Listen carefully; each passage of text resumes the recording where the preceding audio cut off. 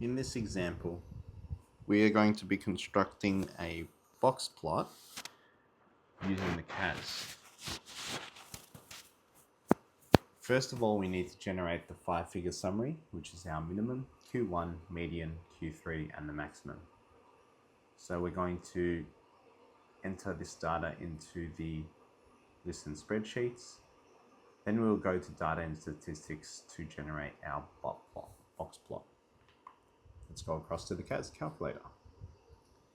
In this particular case here, we need to introduce a new problem by going to doc, for insert one problem.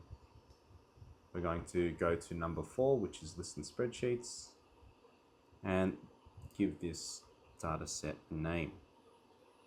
So we're going to call it the scores, or score, of when 2 dice are being rolled.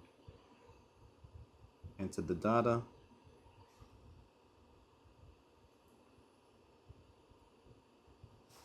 There are 11 pieces of data.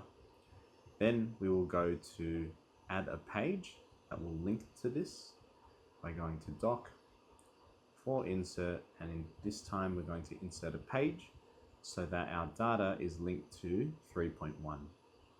Add a page. We're going to press number 5 for data and statistics. Use your cursor to go to the bottom to click to add the variable, and since we've named the dataset score, we can click on score. Then we will change this, because currently it is a dot plot, and we can change it to a box plot by going to menu, 1 plot type, 2 box plot.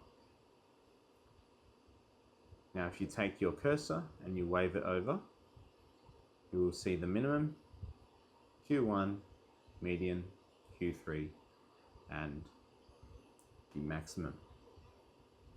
If you want to see these values over on 3.1, then you can also run an analysis of one variable statistics by going to menu, 4 statistics, 1 stat calculations, and 1 variable statistics.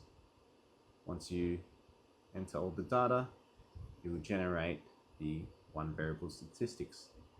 These values here are exactly the same as the values over on this box plot. So I'm going to use this box plot now in order to draw out the box plot on the page or on the question.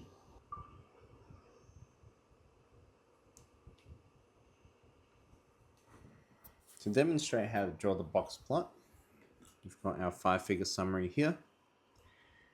And what I've done is I've used every second increment to label a value. So we're going from 4, which is our minimum, to 12, which is our maximum. To do this, we're going to put a dot at each single point along the same line, 9 and 12.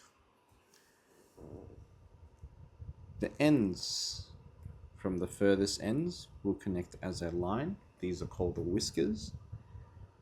And then the box will be drawn to connect the rest.